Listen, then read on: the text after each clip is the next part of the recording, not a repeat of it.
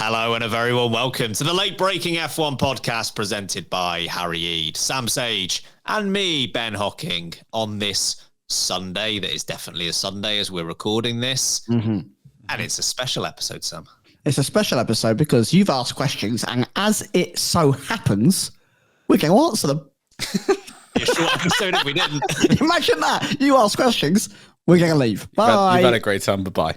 Yeah, thanks for just read out the questions. Yeah. Keep going. You can add, it's interactive. You add your own answers. You answer the questions. After the midweek episode we just had, it's quite nice to just bring it back down to some relaxed, fun chit chat. So yeah, no proper F1 chat, but there are some F1 related questions. So you never know. Yours might come up. Let's hang out for it, and you might just get to know us a little bit better as well. All right, Harry. Yeah, I'm all right. How's it going? Yeah, That was a nice segue into it. I just didn't want to. I didn't want to ruin it. Okay. Well, you've absolutely done me dirty. Yeah. What's new, eh? Right. Q&A episode. As mentioned, there are questions. We'll have answers. There's not too much to explain. How many more times can we explain the process of the Q&A? We have a good variety of questions as well. So some of them are going to be about us and the podcast, and some of them are actual F1 topics. So you should have a good spread in there. Let's start with, I'm going to start with an F1 question, and it's from John. Which of the current F1 teams do you think will be the next one to leave the grid or change major sponsor? Brackets, Audi doesn't count. It's a good thing Audi doesn't count, given the news about stake today, Sam. What are you thinking? Yeah, I guess you're right. You can't really count Audi. We already know that's kind of a foregone conclusion. Great name for a band. If you know, you know. Foregone conclusion. Excellent. Yeah. Alpine for me immediately springs to mind. They are a bit of an F1 chop shop. We know that they're selling bits off. We already called them a money laundering scheme in the last episode. I don't really know if they... Joke. Yeah, it's still a joke. It's still a joke. They don't really know where they're going with it. But if I had to not look at Alpine, I think Haas might be the option here. And I don't mean them leaving. I mean, I think Toyota might become such a key player in that team that they might become Toyota Haas, and that might be more leg from a Toyota point of view than a Haas point of view. I know that's kind of a slight cop out because they're not technically leaving, but yeah, one of those two to me feels like something may change big time in the next couple of years. Have you seen the pictures of Ocon and Behrman in their new jackets today? Cool boys. Cool boys. Speaking of Ocon, remember how a little while ago I said that he was going to be in a film? Yeah. It's called Honeymoon Crashers. Why? What's he do? Is he the crasher? More like teammate crasher, am I right? Nice. Yeah. But yeah, on Netflix, coming in the next couple of months, he's in a film. Does he play himself? I'm not his agent. I don't got any more details. Well, good job you're not. Plays Flavio Briatore. Plays Pierre Gasly. Right, so you're going Alpine / Haas, Toyota Haas. Yeah. Harry? Yeah, I'd go. I think Alpine are probably the most likely contenders here. They don't give off a whiff of wanting to be in F1 much longer, I don't think. Haas, yeah, difficult one because that could be not them leaving, but just being slowly bought out by Toyota. A BAR Honda scenario is where I see that one going, where they eventually just become the manufacturer team until they decide they don't want to do it anymore, and we repeat 2008 again. History will just continually repeat, just over and over again. Yeah. So yeah, it has kind of, but yeah, Alpine surely are the ones you got to look at the most here. The rest, I don't. You can't really see the rest changing or leaving anytime soon, because so many of them are investing a lot. I mean, look at Aston Martin, for example. You would be surprised if they decided to pull out or change names anytime soon, given the investment there. The ownership might change, but I don't think Aston Martin will change from the grid. Exactly. So McLaren, obviously, Ferrari, even Williams, which is probably the team with one of the teams with the least amount of budget on the grid, or certainly will become that, I guess, in 2026 when Sauber become Audi.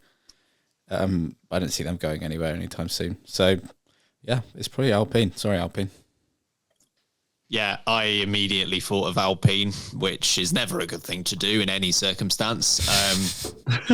Haas were probably the second on my list, but again, not necessarily leaving, but some sort of combination of Haas and Toyota. Absolute wild card. This isn't a prediction. What happens if Merc turn up in the new era and they're not very good again? I guess No, the weird thing about Merc is, of course, they're only actually 30% owned by Mercedes.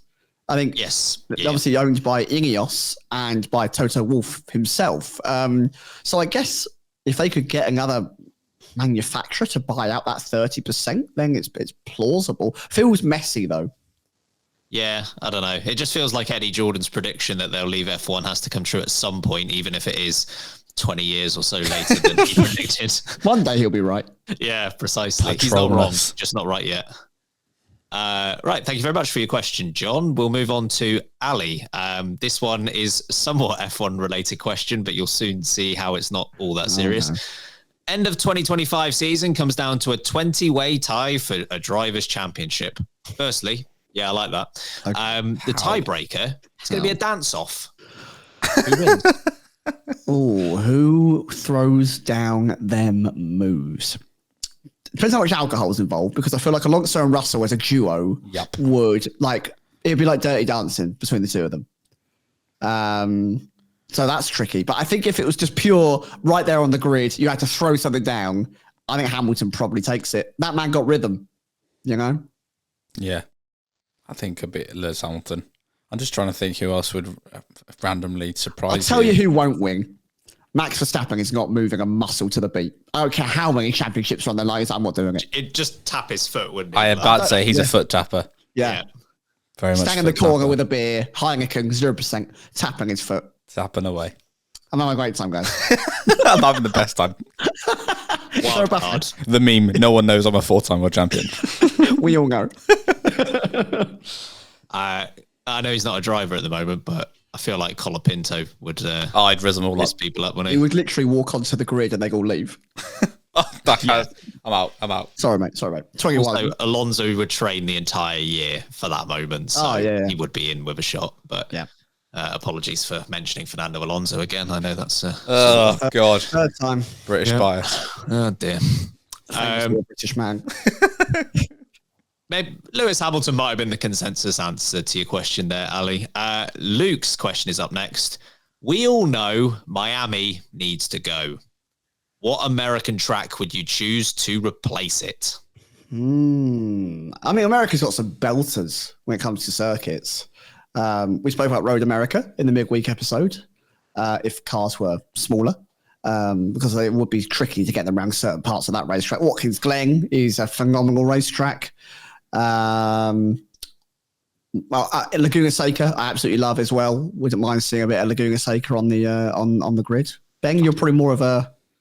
Man, can you imagine an F1 car going down the corkscrew? It would just break it. Wouldn't work. It would just fly. It would just. Whee! Surely It'd end up at turn 1. Indy road course. Do it again. Let's try it again. And I'm all as it about is that. now, not as it was in the noughties. Yeah. Because I it's would got a love better Indy back. configuration now. I'd love Indy back. Yeah, Imagine a F1 around a super speedway. Like Michigan or something. Oh, Should we just do an oval? Should we just get Yeah. F1 oval racing? or Long Beach. I mean, Long Beach with those size cars. You see Monaco. Getting around the fountain. I like to say that is still the most bizarre feature of any race circuit, where there's just you can crash into the fountain still. Yeah. Into the flower bed. It's not even a proper barricade. It's just a flower bed with a fountain wall. Off you go into the flowers. Into the water. You might drown. It's a new challenge. Again, F1 cars would just go over the top of the fountain, I think. Yeah. I know we spoke about this on a Patreon episode not that long ago. I would throw Road Atlanta in there. Yeah, really solid. See, look, there's loads of great tracks in America. I'll be open to another couple to replace a few of the random street circuits we've got.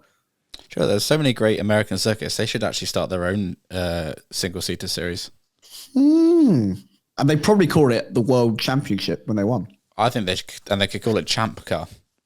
actually. Whoa. Yeah. Great idea. Thank you. Has anyone got Sebastian Bourdais' number? I've got Paul Tracy, so I'll call him. Oh, great. Yeah. I've got Bring back Sebastian Team Bordeaux's Creed. number. It's a French man who lives in Bordeaux called Sebastian. Sure, he's great in race cars.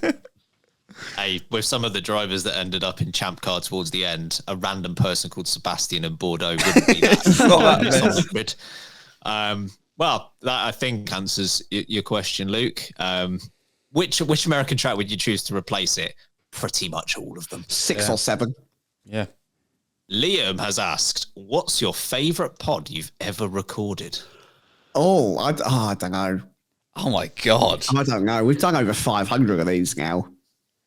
Favorite ever pod? Is it? I guess you can't say beer with breaking because that's technically not a pod because that WWE Grand Slam episode, Rumble, yeah, Royal yeah. Rumble was that was so good.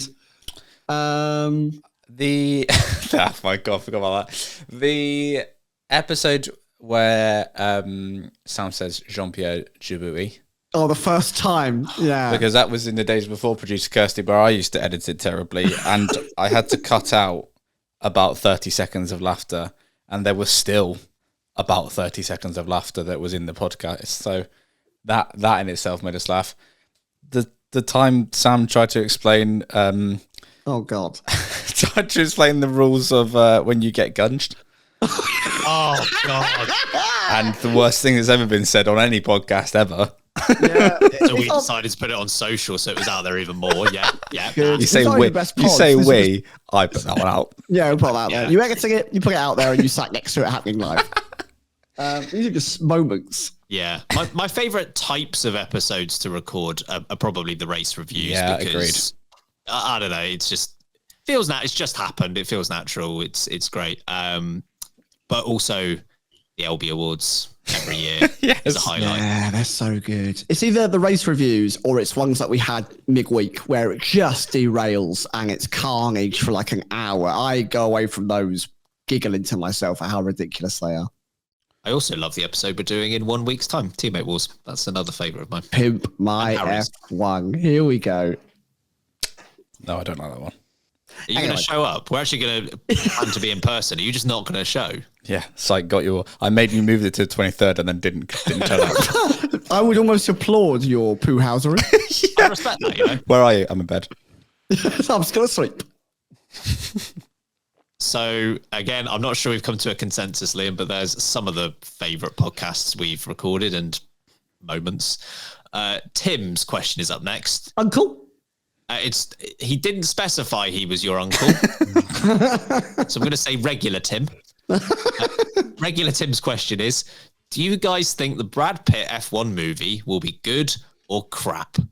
I am going to have to go in there with a certain mindset. Otherwise, I will be the very annoying individual that goes, that's not right, actually. Can I just say, I had high hopes after trailer 1, which was released at Silverstone last year. My hopes have somewhat gone downhill since trailer 2. Did you not enjoy Max Verstappen trying to ram Brad Pitt? Why is he such a menace? What? Leave Brad alone, Max. What are you doing? Just through turn 2, the first chicane, and Monza just like nudging him. Then you remember who's producing it alongside Brad Pitt, and it's Lewis Hamilton.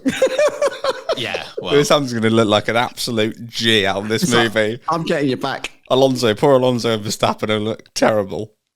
Oh, good. I really don't want to be ageist, but he's 60. What are we doing? He's a very, 60 very. years old. It's what Alonso's aspiring to be. Yeah, exactly. So Brad can do it. I'll still be here. Brad Pitt had nearly finished school by the time Alonso was born. Yeah. That's how old he is. Yeah. Javier Bardem's in it. I think he's the team principal, maybe. Yeah, he looks like the worst, sleaziest team principal ever known to man. I don't know. It'll be a good laugh. Maybe we should go together to watch it. Yeah. Shall we arrange to go together? I fear that any normal person that's come to watch the F1 movie who sits next to us in the cinema will have a torrid time. I mean, I had problems with Rush, and lots of people. Lots of people love Rush. I love Rush. I love Rush. But I only get annoyed at it because it tries to pretend that like Brands Hatch is Monza. Sure, totally get that. But I had that issue with Gran Turismo where they tried to tell you that Silverstone was actually the Hungaroring. And I know in this one, I'm so intrigued. How is Daytona in this plot? Yeah, I've seen the shot. Well, and I know they Daytona's definitely filmed that at the Daytona 524 last year, so it's in it. There could be other motorsport stories, right? You know, Obviously. maybe sponsors there or something like. There's a driver doing I don't know, but I want to know how they've woven that one in there. Why is that? Maybe he goes to Daytona for some practice on the turns. On the turns. Got to get fast. Can I just? There's also a bit from the. So this is going to be it now. There's a bit in the trailer where one of the Apex GP cars is spinning in the. Before the two final corners at the Hungaroring, that pretty slow right-hander, and he's inexplicably spinning off in the dry there. How often do you see a car fly? Never. That never happens. What are you doing? All the corners to spin out around the Hungaroring. Max Verstappen crashed on a formation lap in that corner. Yeah, in the wet. Yeah. Oh yeah, okay, fine, sure. Yeah. Anyway, this is going to be me the entire time. No. Boo! No. Go back to the old people's home, I Brad. hate you, Sonny Hayes. Also, why would you name your F1 team after part of a racetrack? Apex GP. That's like calling yourself Pit Stop GP or Straight Line GP. It's a stupid game. Tire GP. I am tired, GP. That's what Max says. Or at Qatar GP. Max at the end of the season. Yeah. I'm tired, GP. I'm tired, GP. Great F1 game, guys. Okay. So we're all very optimistic. Kind of is the answer to that. I enjoy it in some kind of way. The next question is from Vedect1. I've always wondered why it is when Sam sings the intro to Back and Forth, he is offbeat. Was that intentional? Yes, it's a creative decision. Harry? Yeah. It was. Well, let's just have a listen, shall we? Yeah. Let's go through it again, folks. I'm going to sing now. F1. Oh, yes. Back and forth, it's F1. Back and forth, it goes backwards. Then goes forth, it's F1. Back and forth, F1. You know the advert, you've gone nose blind, where you can't smell the foul smell in your home anymore. So like, I've heard that song so many times now that I can't work out if I'm actually offbeat, but I know I am. Yeah, but this is probably the rare out of the jingles that you have recorded. It's probably the rare ones where I think you sung it to the beat. I did. And we had the music on a different recording program at the time. No names mentioned. Zencaster. And you sung it on top of it. So creative choice. I'd go with the worst part is though we did do it over a call like this. We didn't do it. Well, that's why it sounds like it's room. being recorded in a tin can. Well, yeah, and probably why it's offbeat because I'm trying to hear it through a delay over the internet. Yeah. And I'm trying to sing to a delay. It doesn't really work. Would you change it? No. The next is losing it. It's on beat. It's fine. Absolutely. It's better than. Now this one was not recorded together. I put this in after. F1 higher, is F1 lower, is Sam faster, is Harry slower? F1 higher, F1 lower, F1. God forbid that we got Live Laugh for TV in. Yeah, Sam just sung that and then I found some music to put underneath it and I was like, well, that sounds like it matches. Yeah, and you wouldn't believe that story. I'll never change it. Oh, dear. Thank you very much for the question. We'll take our first break at this point after more questions. Maybe more some answers. Welcome back, everyone. As promised, the Q&A episode continues, and our next question is from Johnny. If you were in charge at Netflix and you got the F1 contract, who would you want your broadcast team to be? Us. Done. Move on. I would get Jake Humphrey, Eddie Jordan, and David Coulthard. It's a high performance. Hey, we had a high performance Christmas party, so I know what you're talking about. We haven't said that on the podcast, surely. That's so weird. We went bowling for our Christmas party. We sat down for some food afterwards, and who was there, sat at the table across from us with his Christmas party? It's a high performance Christmas party because Jake Humphries was there. With capital H and capital P, I'll have you know. Yeah. HP stores. Who do I want as my broadcast team? I want Alex Jakes, lead com. Yep. I'd have Martin Brundle as my co-com. Yep. I'm not sure who I can have leading the actual show yet, though. Can I shout out another co-com? Yeah. The Mayor of Hinchtown. He's a great all-round host. Yeah, I just think he's excellent as a co. He's good at IndyCar. He's good at the F1. He's good at the F1. He's good at F1 co-commentary as well. Just I like the Hinch. Yeah. My team would be Ben Edwards on lead com. Yeah, he just doesn't want to do it though, does he? I love Ben Edwards, but I do feel like he now just gets brought out of retirement when Alex Jakes isn't available. Yeah, he's not interested anymore. I can't do that to him. But Ben Edwards, peak Ben Edwards, yes, boom. Amazing. Otherwise, I'd summon the AI voice of Murray Walker. That's my that would be so weird. Oh god. Shout out Jolyon Palmer. Yeah, I think he's technical. I have him on the Sky Pad, our version. The LB pad. The LB pad. Like it's shaped like a lily pad though. The LB pad. Green. Come on. Anyway, Karun Chandok, friend of the podcast. He could be in there. Big up Karun. Anthony Davison, I always rate his punditry. I think he's good. John Watson? Obviously. Sure. Steve Ryder? Big up Steve Ryder. Come on. Mark Blundell. Get him in there. I've met him. Yeah, I know. So our broadcast team is like 15 people. Well, that's what Sky's is. Sky do it. We're getting less and less as the days go on. Who would be your pit lane reporter?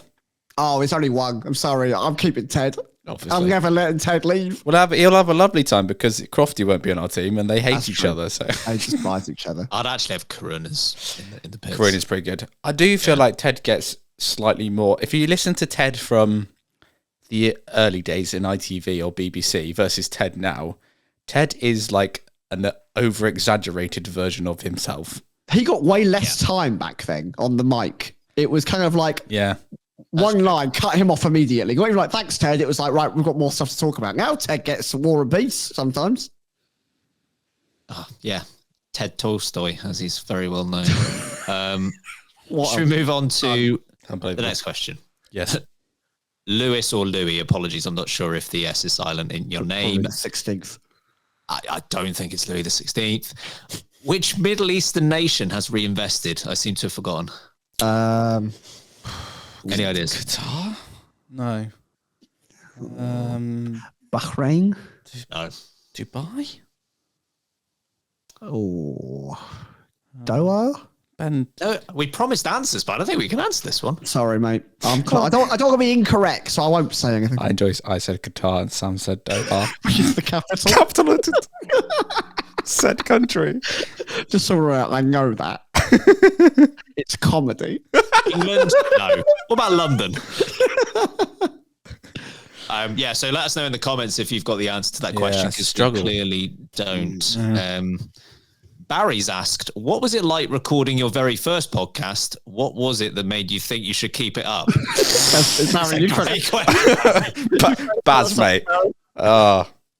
We did our first podcast when we weren't really doing podcasts, and it was part of something else. It was like 25 minutes long as well, right? Yeah, we did. We used to do videos on a website called Drive Tribe, which no longer exists. It exists in social media world, yeah. Rich Hammond is very much on it. We did about 6 episodes. Didn't know what we were doing. We're like, wow, that wasn't very good. And then stopped for about a year and a half, and then came back about mid-2019, I think, or towards the end of 2019. Right before the pandemic. Yeah, but then when we came back, we decided to start doing actual podcasts, not just like the audio from a video. Do you know what? It was a real punt now I think about it, because podcasts were never really discussed by us that's a direction. We did a lot of starting things and then stopping things. Well, yeah. We did blog articles, we did live streams, we did videos. We took a while until we got to podcasting. Yeah, and I mean, you look at our statistics for the first year. How many in 2019, Sam? Go on. 561 downloads. Oh, and we've got 570 now in 1 year. Well, we're now sitting just shy of 7 million lifetime downloads in the space of, in terms of proper years of doing it. 1, 2, 3, 4, 6 proper years of doing this now. 3 million last year alone. It's a bit weird to think that we were awful at this. It's a bit better than 2019, to be fair. It's a tad better. Yeah. So I guess the answer to the question about the first podcast is it wasn't one. We were confused. We didn't really like it, and we left. If you want to go back and listen to it, don't. But actually, it might be a good thing for you to do, because that makes you realise how far different we are now from then. Or not different at all. The audio quality is a lot worse. Also, Sam, you introed it. Yeah, Sam, I did. That was weird. Yeah, that is a weird thing. That in itself is the weird thing to listen to. Yeah, I mean, I only pick up when Ben's gone now. I'm like in semi-retirement. I'm like Ben Edwards. You're exactly like Ben Edwards. Very similar, I think. Wait, does that make me crofty? Yes, it does. Harry is Ted. Harry is Johnny Herbert. He leaves. All right. Next question comes in from Michael. Any thoughts about the rumors of a Chicago or New York City Grand Prix? In theory, quiet on both fronts for a while, but yeah. In theory, I think it's a cool idea. Like, it would be super cool to have a racing somewhere like New York, much like Vegas has worked out to be pretty cool. But we don't need it. I don't really want it. There's so many other great tracks I'd rather go to, even in America, before we were to actually go to New York. So it's the same as like a London Grand Prix. Like, in theory, on paper, a cool idea. Don't need it. Don't do it. That would never work. A London GP just wouldn't work. Just be around the XL Centre, wouldn't it? Yeah. Nah. No, I don't want that. It's too many street circuits. Don't want any more. Yeah, bang it. Ban them. I guess the other way to frame that question is not just what we think about it if it were to happen, but the chance of it actually happening, full stop. I mean, you never say never, but there's a lot of countries with a lot of money trying to bid for a race at the moment. And as much as New York obviously does pretty well for itself, or Chicago, I feel like some nations are going to outbid New York for a spot first. I can't see it replacing any of the American tracks that we have at the moment. Miami, I would let it replace Miami. But Miami's locked in for a long time. Like, unlock it. Get the key. Oh, all right, then that's fine. Yeah, I didn't think that. Yeah. I found the key, guys. Don't worry. I've Oh, unlocked it. thank God. Set it free. Be free, Miami. Contract breach. That's the answer. Yeah. Oh, dear. Next question is from Virgil. What is y'all's favourite non-F1 motorsport series? Who is your favourite team / driver in that series? Ooh. Ooh. I mean, Ben, feel free to kick off. I know that you're obviously big Indy. Colton Hurt fanboy, aren't I? Yeah. I do love Colton. Ben He's just great. loves to be hurt by Colton Hurt. Every goddamn week. Pole position by lap 3, DNF. Sweepstake, what's going to go wrong this week? Colton hurts in my heart. Yeah, he will not stop hurting me. I not anymore, and then maybe I'll try again this year because it's no longer behind a paywall. Although we've already had race 2, and I've not watched any of it. But Formula E, I used to enjoy watching a bit of that back in the day, mainly because it's for comedic value. IndyCar's probably the main one that I would tune into. I don't particularly have a favourite team. I do like Scotty D. I love Scott Dixon, mainly because IndyCar can be chaos, and then Scott Dixon wins. And that's how IndyCar works. He always makes his way to the front. But by doing nothing, just sort of not pitting much, staying out of trouble. Sometimes he gets into trouble, and some is still like there at the end. Just Scott Dixon things, but I don't really have a massive favorite. I enjoy IndyCar because it's funny. So you get some great racing. Let it be known, some great racing, but also sometimes it can be really funny. Yeah. I think Will Power's hilarious. He's the angriest man in the world. and how he has this friendship with Flavor Flav, Public Enemy. Why? A lot of fair play, but why? Why not? Why? Yeah, I'd like to be friends with Flavor Flav.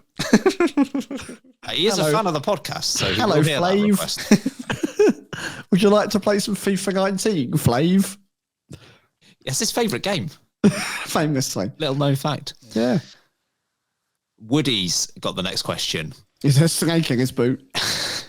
Who's our Question favourite is, deputy? why is there a snake in my boot? It's a valid question, this one. Why do you fellas not predict differently in bold predictions to poll 1, 2, 3 to increase your chances of success? It's the love of the game, mate. It'd be rude to do so. It just means that when we are right, we're super right. But we're never right. I don't like that method. Yeah, but I might try that. How's that got to win somehow? Got to win. Hey, I did win one of those last year, right? You won the bold predictions. Yeah. You did. Oh, yeah, I did bold predictions, yeah. I think you got poll 1, 2, 5. 3. Yeah. Oh, Lord, Terry. I am terrible at poll 1, 2, 3. Yeah, because you just predict Hulkenberg to finish third. One day, folks. I'm pretty sure there was one not the other day, like end of 2023, where you were like Magnussen and Tsunoda were both on the podium or something. I'm here for that. I mean, yeah. I distinctly remember them not being on the podium. I just remember once again being wrong. Yeah. That's a good question. We do it for the love of the game. It's the morality of it, you know? Yeah. Yeah. I ain't no cheat. Mama ain't raised no cheat. It's literally not cheating, but Literally no rules. It's an all in or fold approach. It's Yeah. like, if we're going to be right, we'll be right across two things, and then we feel really good about ourselves. And that just feels great for all the other times where we get both wrong. So, yeah. You know.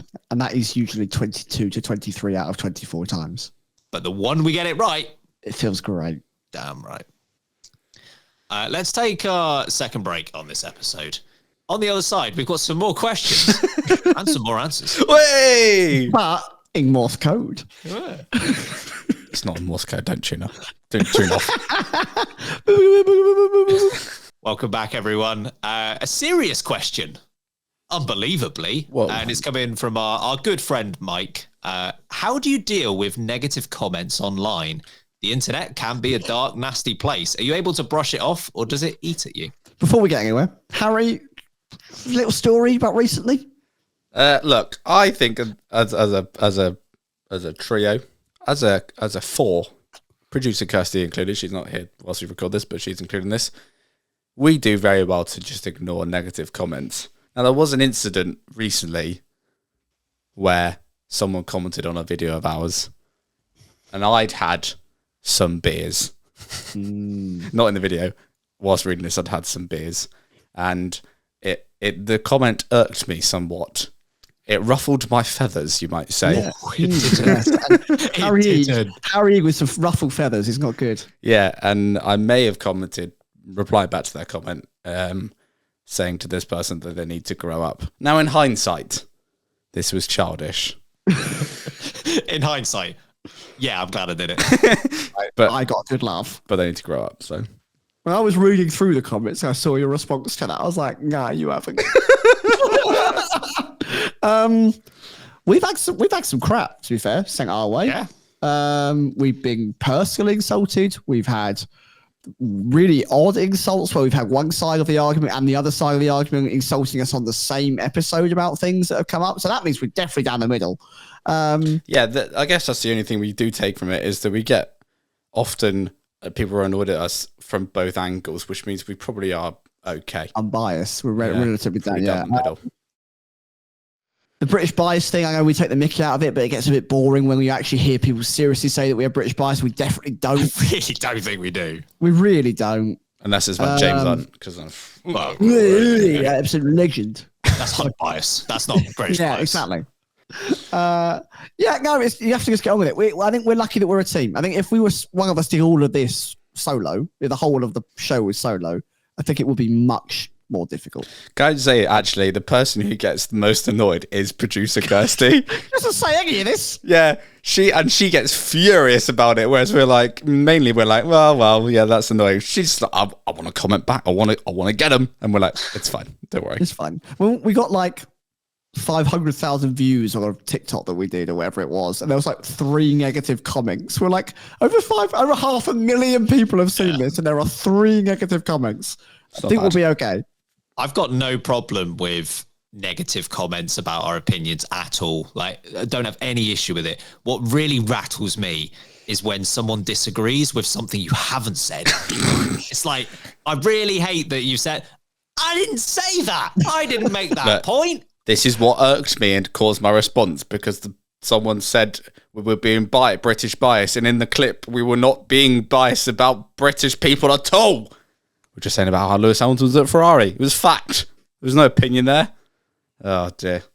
It's also probably quite a good thing that it's not like we had no listeners and then overnight had as many as we do now. And I just feel like the number of negative comments that we've had, it's been, I don't know, not a gradual increase, but you get used to it rather than having to deal with it all suddenly after never having to deal with it before that. As proven by the stats we referenced earlier, we were not an overnight success. Exactly. It was a long night. A long night. The long night with late breaking. It's like our group biography. I can't wait to write that. Okay, thank you as well, Mike, because that was a very good question. Love you, Mike. Michael is up next. Oh, for God's sake. Scott, I hope. Didn't confirm one way or the other. And it is. When will we see a female driver on the F1 grid? We'll have a woman on the grid, I think, by 2040. I was going to go earlier. I was going to say 2034. It's very exact. Oh, I thought 5, but I'd give it, 8 years from now. It's really tough to know because anyone, regardless of gender, who is maybe in line for an F1 opportunity in, say, 6 years' time, hasn't started racing, hasn't been promoted from karting yet. Yeah.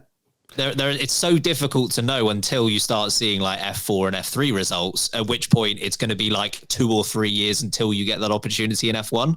So the next superstar, regardless of whether it's a man or a woman, you don't really know about them until a couple of years before they'll be in the sport anyway. That's why I said 2040. I think with the grassroots investment that's going on into women's racing, I think that's going to take time to kick in and find the talent and get it involved properly.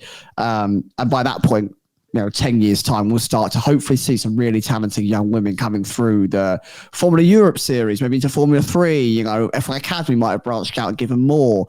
And then we might start to actually go, right, we've got 4 or 5 women in F2, 5 or 6 in Formula 3. There's actually a chance that one of these women will get into F1. And hopefully that investment and promotion will become far more evident and normal by 2040. I do think a team will jump at the opportunity when there is a viable opportunity in front of them, because it will be a great marketing opportunity, right, for whoever decides to hire. Because it's been a long time, obviously. You have to go back 50 years this year, I believe, or maybe 49 years since Leila Lombardi last scored half a point at the Spanish Grand Prix, the last time a woman scored at a Formula One race. So it will be an opportunity for a team. So, and it's just going to be who's going to come along to take that chance. I don't think there's a woman we know about right now in the racing world that will get there. Don't think Dorian Ping has got it. No. And on that bombshell, let's move to the next question. So 2040, 2035, or something else. That's our very exact answer to your question. I'd love it to be much sooner for anyone that is interested. Oh, 100%. Norm has the next question. Norm from Texas. You have an unlimited budget for music and you get to do the opening montage recapping what happened in the 2024 season. What song are you choosing to go over that montage? My Chemical Romance Black Parade. I was literally about to say the same thing. When I was... Bye-bye, ITV. Yeah. Full song, no cuts. We haven't heard it for so long, I'd go for The Chain. Oh, yeah. I miss that as bit. I love the F1 intro, but I would love a one-time throwback to the chain. Well, the thing is, you could still, because the chain was the TV program, and then you have the F1 intro. I think we can have both. Let's live in this world where we have both, please. I would love that world. Yeah. I don't know. There's too many great songs in my life. Butterflies Like Hurricanes from Muse on the 2003 F1 game, right? That's sensational. That builds. It's got great tension. I'd also consider like the full version of the F1 theme, because we don't hear I don't think we hear the best parts of the F1 theme. Why are we not still with the 2018 version of the F1 theme? Why must we persist with the worst version? But they did before it was the theme, the intro that kicked off all the races. When they announced it, they did a video that was like the whole thing with some of the best F1 drivers of all time as the backdrop, and it was sensational. Yeah, F1 to music is unreal. It's very emotive. Yeah, poignant. That's lovely. Thank you very much for the question, Norm. Yuki Biscuits from Canada. What a great name. Great name. Best name so far. Do you have a favorite episode of The Office and The Simpsons?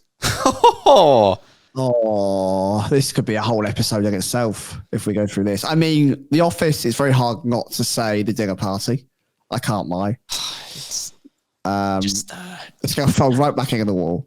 It's... Oh, I watched the bloopers from that episode literally yesterday, and that is gold on its own. That is probably my favorite, but the other contender for me from The Office is, I can't remember what it's called now. Is it like fire safety or something? But it has in it has the fire drill at the start. Yep. Stanley having a heart attack. Yep. Where Michael's saying Barack is president. Don't die, Stanley. Trying to put his wallet in his mouth for no reason.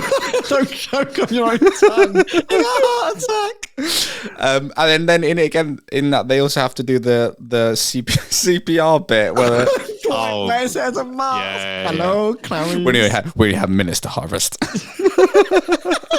The bucket failed. So that I think as an overall episode, Dinner Party is perfection. But that one I'll shout out because it has two of my favourite sort of scenes in it within one episode. My internet went down a couple of days ago, and I only had normal TV. Oh, you povo! TV. Yeah, only the normal channel. That's anyway. Satellite. Threat Level Midnight was playing, and Threat Level Midnight is the dance where you jump to the left and you shake that hand, you jump to the right and you shake that hand. You'll make new friends, you tie some yarn, and that's how you do the scan. Clean up in aisle 5. Like every other line. I could do The Office forever, but we can go to The Simpsons if we want. I don't think I've got a favourite episode of The Simpsons. I have a lot of skits. Just anything with Ralph Wiggum in it. It's Homer for me. Like when he realizes there's a free trampoline down the road. Trampoline! Trampoline! Trampoline! He just can't say the word trampoline for about a minute. What? It's so funny. I don't know what the episode is. One of the scenes that always makes me die is, for some reason, Homer and Bart are going into like the post office, and he's pretending to be Mr. Burns, and he goes, "Hello, I'm Mr.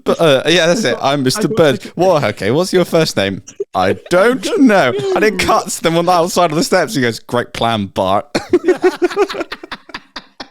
The other one for me is where Homer's trying to build an outdoor barbecue, and he trips and he drops it all into the cement, and he picks it up, and he goes, "English directions covered in cement, must use French. The grill." What the heck is that? But then at the end, it's him holding up the box of a beautiful barbecue. What is it like that? Also, when Mr. Burns is the weird alien guy, it's, "I bring you love." Yes. Like, it's like, "You bring us love, break his legs." Now I could go on again for Simpsons forever. Goodness me. We're up on that. Boo Earns. Boo Earns. You saying Boo? I was saying Boo Earns.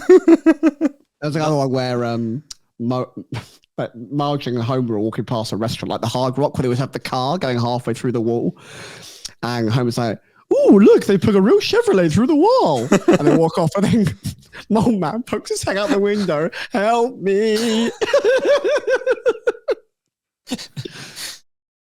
Not an episode, by the way, but the movie is very quotable. As Oh, well. so quotable. Great film. Great film. So there's all of the Simpsons and Office moments and episodes for you. A much more serious question coming up from B-Boy Jansen. What is gardening leave? Bonus question, how do I get some? My garden needs work. That's not a serious question, my guy. Yeah, well, I mean, the first part of it is. That's true. Gardening leave is when you are leaving a company for a rival, really. Someone in the same industry. Yeah, and you have to have a period where you're not working for either of them, so you're not taking over industry secrets. Essentially, so the info's out of date, basically, by the time you get to the new company. I suspect there's not an actual lot of gardening involved in gardening leave. You don't know that. For some, there might. Maybe. It's not in the contract, as far as I'm aware. That You must be in the garden. At least 3 hours a day of gardening. They come around to inspect your flower beds. It also works as well. I mean, the example you've given is someone going from team to team, but it's happened in the past as well where someone's gone from, say, the FIA to a team. So Lauren Mekes is an example of that, the current team principal at RB. He was at Ferrari before that, but he was at the FIA before that. So before he could go to Ferrari, he had to take some gardening leave because, oh boy, that could open up a can of worms. So basically, when we say they're on gardening leave, it means they're having to wait between jobs. They don't share secrets. They're not in the garden. No. We think. I might be. Let us know if they're in the garden or not. Another great answer from us. Indeed. We're going to take our final break on this episode. On the other side, we've got some questions, but crucially, we've also got some answers. Welcome back, everyone, to the final part of today's episode. We've still got some questions to run through. We'll see how many we can do before the end of the show. Let's go to Bungers. Whee. Would you rather fight 20 Yuki-sized Shaquille O'Neals or one Shaq-sized Yuki? One Shaq-sized Yuki. Shaq-sized Yuki. Imagine the carnage with 20 Yuki-sized Shaquille O'Neals. 5'3". I want to see that. And then bat them away.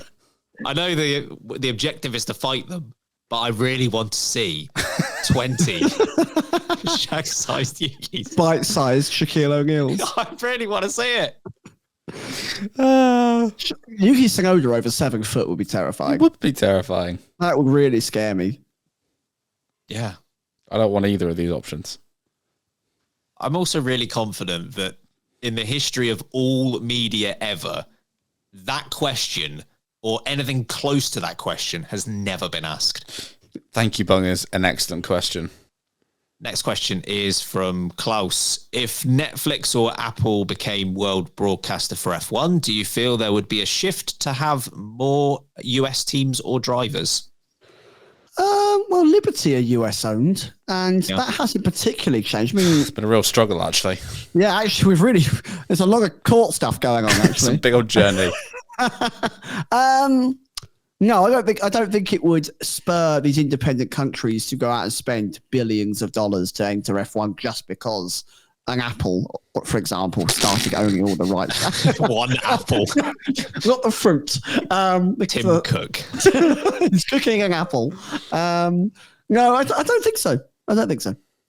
No, I don't either. I think there's enough influence within F1 with Netflix and Liberty already, and as we said, it's been a journey so far to get one on the grid, one more Mainly on the grid. because the FIA and Liberty can't agree on anything. And F1 hate Michael Andretti for reasons we're still unsure about. Let's go. Next question. Why do they hate Michael Andretti? I love how the leading theory at the moment of why teams don't like Andretti is just his personality. Like, there's no reason. Just don't like him. Just don't like him. He's not coming in our sport. We don't like him. I'm not sure that works like that. Next question is from Harjot. Apologies if I've mispronounced that. How many races into the season before we can fairly start judging if Lewis Hamilton has still got it or not? Oh, for me, 8 or 9 before we go right. We've had a good mix of tracks and conditions. Someone of his talent probably should have started to settle Yeah, I'm going by no later than Silverstone as the absolute. This isn't working. Yeah, I'd give him till summer break. I think that's probably halfway point. It's a difficult one to answer because it's not just like two possible solutions of he's the GOAT and he's terrible. Like there are plenty of points in between he could be at. So if he's still got it to what he used to have, then yeah, maybe 8 to 10 races you'll probably know, just based on, I know this is something we've discussed in the past, that some of these rookies are up to speed very quickly and showing what they can do quite early on in their careers. Lewis Hamilton, very much not a rookie at this point. So if it was taking him more than half a season, then you would start to ask questions, I think. Next question is from Raf, and this one might be the most important question we've had so far. What day of the week is your favourite? Oh, Saturday. I love a Saturday. Yeah. Fridays are up there, but you still have to do some work. Saturdays, boom, nothing. And on Saturdays, you usually have qualifying. Yep, you do. Most weekends of the year, there will be qualifying on Saturday. Saturdays are the GOAT. Let's be honest. Let's face it. Let's be honest. Sunday, you get the scaries, but it's also race day. And Father's Day. And Father's Day. Is it though? What day is Father's Day? Father's Day Sunday. Don't know. Don't have a clue. I don't know. Can you imagine if your favourite day was Thursday? You're a freak. Yeah. Do you know what? I bet his Thursday's Thursday. Freaky boy. What's my favourite day of the week? I don't know. Maybe it's Thursday. Raise all your little driver daughters and driver sons on that day as well, don't you? Treat with passion, you freak. What passion? What footwork? Oh. Wow, we nearly managed to go the full hour without complaining about it. Next question is from Josh. How long does it take to record one episode? The exact time you hear it for. Yeah. Yeah. No cuts. No rule, unless we really said something bad, i.e. something Sam said earlier on is not making it into the but often it's a sentence that doesn't make it. The rest of it is... There's usually, like a 2 minute before the breaking where we are having some awful joke as a group, and then we hit record. Also, well, that's about it. I was going to say the time before we start. Yeah, sitting down to do the record, there's about half an hour beforehand where we're just faffing about. Sometimes with some genuine points of order, mainly brought by Ben because he's the sensible one. And does this full time. And we, I say we, Sam and I, we just make up nonsense. We are children. I guess it's like whenever you meet up with your best mates, you're just silly boys. Silly boys. But often, do you know what? I feel that the 20 minutes, even if it's 10 minutes before we actually hit recording, just warms us up a bit. Gets us going. We've had a long day. Got to get us in the mood. Yes, limbering up. Limber up those comedy chords, you know. La la la la. Get those stretches in. That's me laughing. Thanks for confirming that. I'm really intrigued to hear both of your thoughts on this next question, actually, which is from Jay Riz. Harry, what do you think of the Luka Doncic trade? Big news in the world of trading. Big news in the world of trading. I'm assuming he's a football player. Basketball. Wow. Yeah, I'm pleased for him. Luka Doncic. Yeah, Don, whatever you said. He's the Don. He's the Don. Big Lukey Don. He's played in 5 All-Star games. And he doesn't look great in yellow, though. He doesn't look great in yellow. Oh, he couldn't drive for Jordan, Luka. That would be terrible. No, it's true. Him and the Lakers, the Laker Doncic, they actually call him, I believe. Luka Laker. Can't swim. So that's a real tough one for him. In the lake. In the lake of trading. Yeah. Trading lake. Harry, out of interest, do you think it will be good or bad for the Washington Wizards? That's not real. They're not real, surely. That's a joke. That's a joke question. Washington Wizards. Expelliarmus. Do you think it'll be good or bad for them? I think it'll be excellent for the Whiz magical. Kids. Magical, in fact. The Whiz Kids? It's like Wizards. You think it'll be magical for them? That's interesting. I mean, they're not involved in the trade, so why do you think that? Because they really like Luca. They're good friends actually. All of the Washington Wizards and Luca, Yeah, busy mates. Yep. Yep. He's actually a wizard. He looks great in a long beard. Luca Longbeard from the Lakers. Luca Longbeard. What do you think, Ben? Oh, what do I think? It will probably be a good move for the Lakers, I think. That's what I said. Yeah, exactly. It's a massive trade, like one of the biggest in the NBA's history. I said big news in the world of trading. So what have I said here that's not wrong? You're so right. Weirdly, I see it more from the basketball lens rather than the trading lens. But Harry's got a business brain. Yeah. Business I don't know what the sleeps. Mavericks are doing, though. They are a bit cooked, I think. I'm all about them Lakes. Yeah, Maverick Sabres. That's what they're called.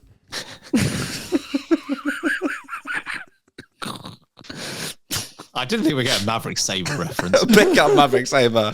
Big up Maverick Sabre. Medium up Maverick Sabre. You take that back. Leave Maverick Sabre alone. Name 3 songs from Maverick Sabre. I was thinking in my head, can I name one? I don't know what it's called though. Anyway, You can't then. I was trying to think of one, but I think I'm getting him mixed up with Madcon.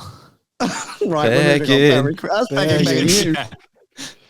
Next question is from Amy. What is the funniest memory the three of you share together? There was an Uber involved. That could be it, to be fair. there was an Uber. Oh my god.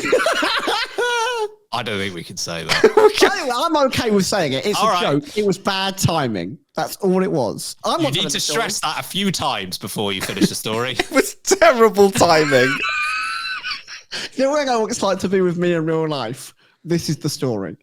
Well, we were going to Uber with a lovely gentleman. Can I just say, on the way to the live show. On the way to our first ever live show, okay? Already a bit nervous. Evidently. Evidently, yes, after the smell in the cupboard. We were talking to this lovely man. I think he was a veteran. I think that's what we got from this. I think he had returned from service. So well done, sir. I hope you are proud of your service. And well, I don't know how the conversation came up. But we were going down Martin Luther King Boulevard? Something like that. We're in Austin. In Austin, Texas. Towards our live show venue. And the Uber driver started talking about, obviously, the unfortunate assassination of Martin Luther King. Conversation ended. We started talking about something else. I don't know what the second subject was. But is that a camera? But anyway, somehow Sam said... Oh, no, sorry. There was a conversation before, and Sam was answering the conversation before. In the meantime, we'd started having this conversation about Martin Luther King and the conversation... Malcolm X, I think. Malcolm X, that's it. And about how they were assassinated.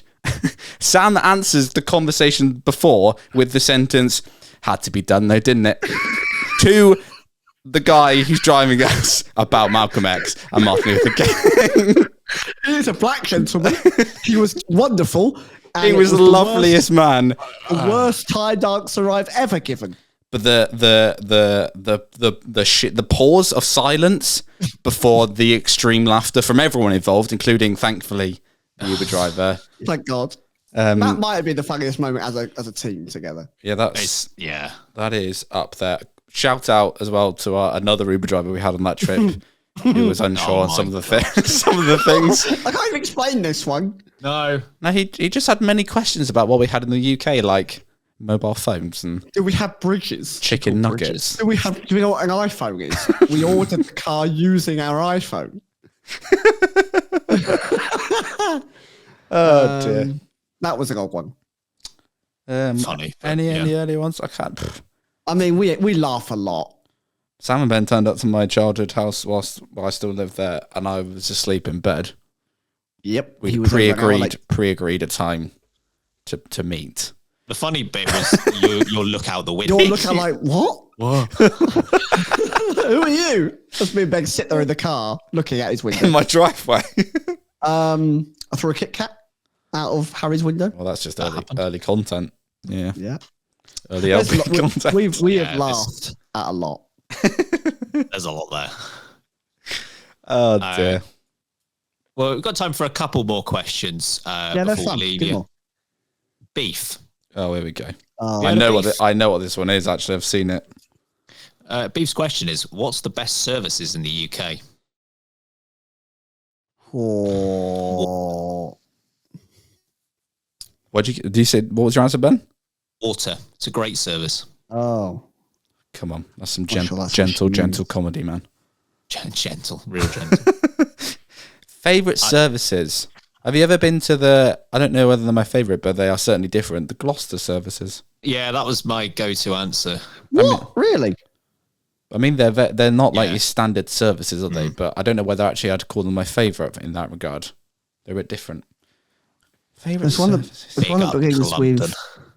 One that begins with Clumpton. M. But Clumpton, between London and Cornwall. I can't remember what it's called.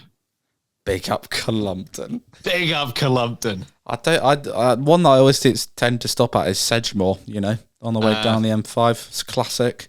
Yeah. Sedgemoor on the way south is better than Sedgemoor on the way north. That's great to know, actually. Yeah. A lot of our answers are going to be M4, M5, aren't they? Yeah. I'm trying to think any M1 services I've stopped at. There's I think Leicester where the services are above the motorway, which is quite a weird one.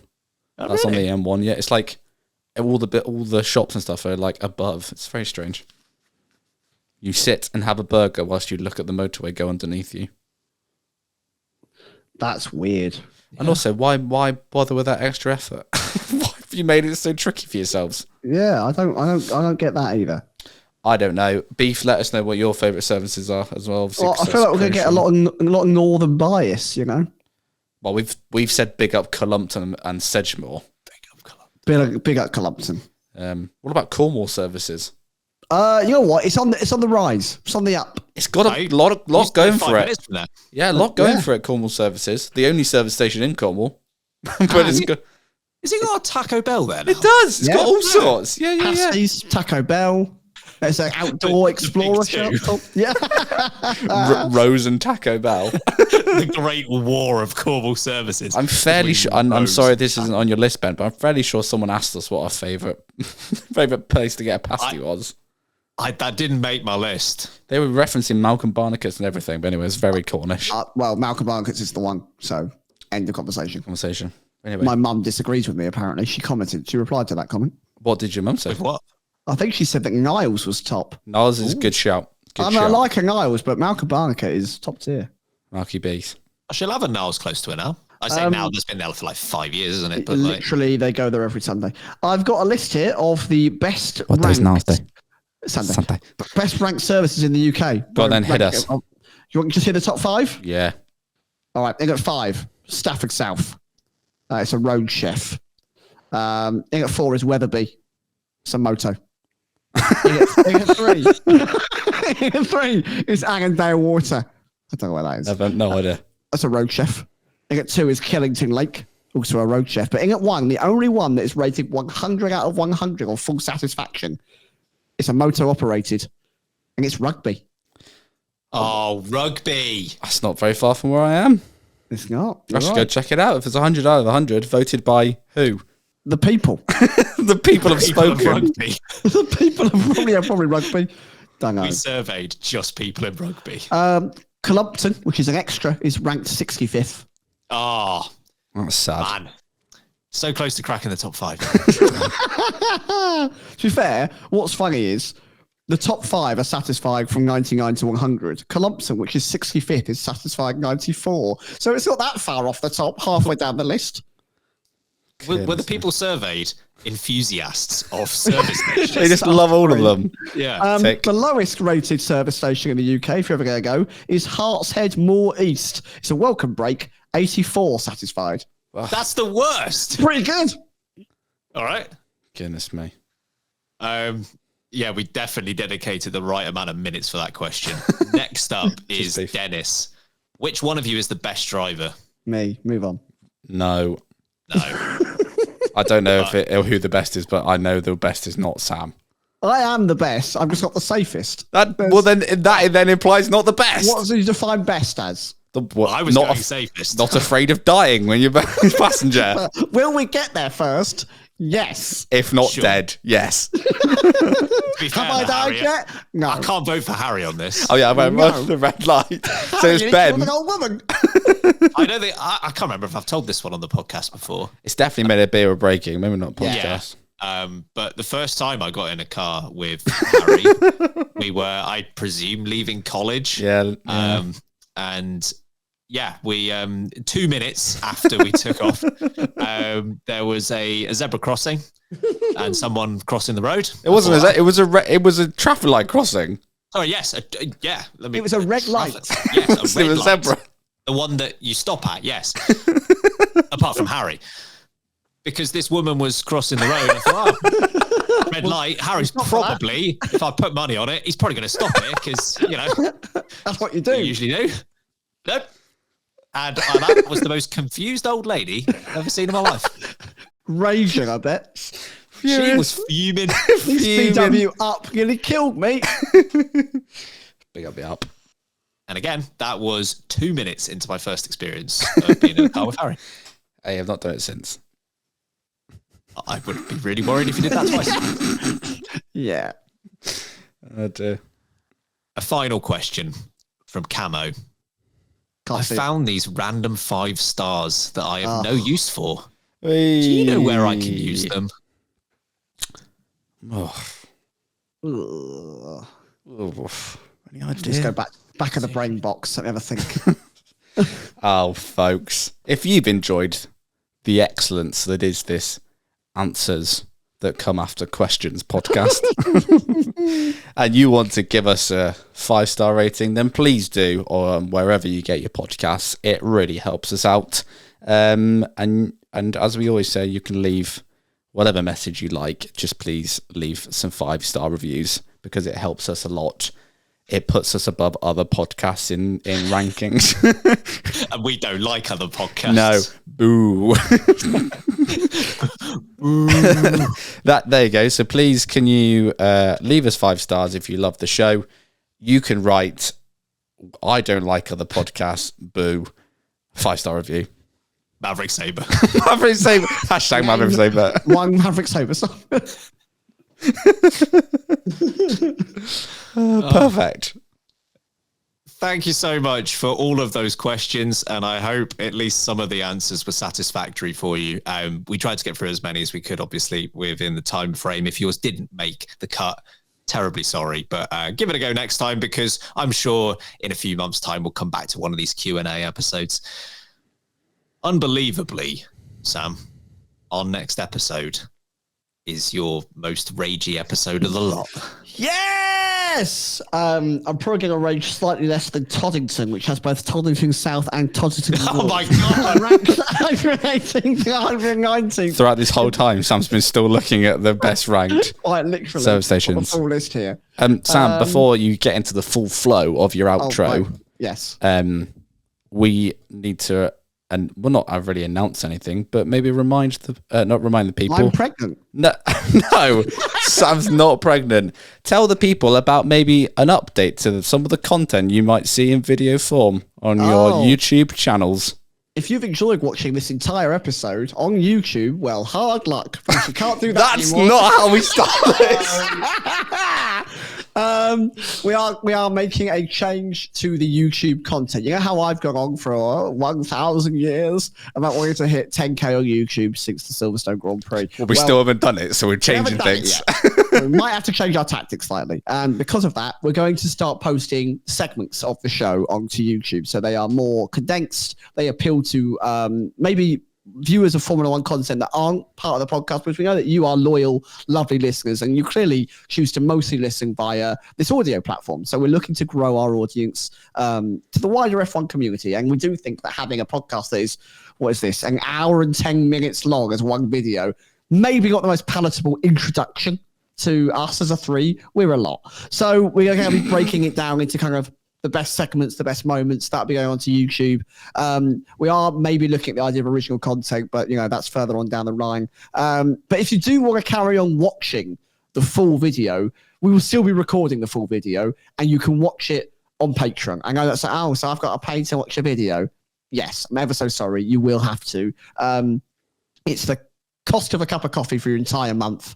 It massively helps out the show enormously, more than anything YouTube does. So if you want to see this carry on, that's the way to support it. The link's in the description below, and you get so many other benefits, which, you know, I list almost every episode. I'm sure you're sick and tired of hearing now. If you just want to carry on chatting to us and just carry on listening, and you don't care about what our faces look like, then I respect you greatly, because they're very, very mediocre. You can join us on Discord and just chat to us further. If you want to follow us on social media, you can. Late Breaking F1. I promise you, throughout the season, things ramp up massively. Loads of content on there, loads of debates to get involved with, questions of the week, of course, that you can answer. So give it a follow. If you're not already, give it a try. You can always press unfollow. It's free. Unlike Patreon. So that's it. Next episode. We're going to be discussing liveries, and I am very, very, very excited. So about those tickets through for that F1 live event. Yeah, I did actually get an email through earlier today saying that our media request has unfortunately been declined. Oh, that's a shame. Yeah. It's actually true, folks. I'm wounded. Ego's been destroyed. On that rather lovely bombshell. This is why we changed the video's tactic. Anyway. Yeah. I've been Ben Hawking. And I've been Harry Eade. And remember, keep breaking late. That was the only time you could have called yourself a service station. You've not done it. Well, it's a Sunday.